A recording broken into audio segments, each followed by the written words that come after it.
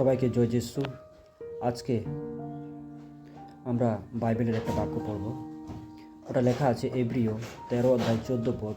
এরকম লেখা আছে, क्योंकि यहाँ हमारा कोई स्थायी नगर नहीं वरन हम एक आने वाले नगर की खोज में है।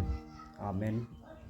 বাইবেল আমাদের বলছে যে আমরা এই পৃথিবীতে আমরা চিরস্থায়ী আমরা থাকবো না, একদিন আমাদেরকে এই পৃথিবী ছেড়ে আমাদেরকে যেতে হবে।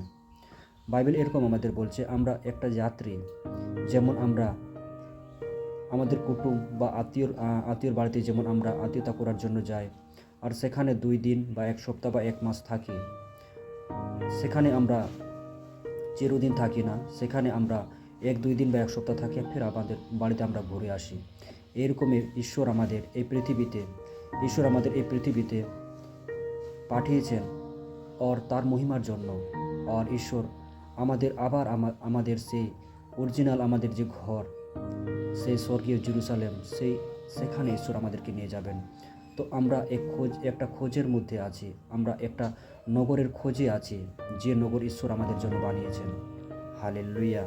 ঈশ্বর আপনাদের আশীর্বাদ করুক এই বচনের দ্বারা। আমেন।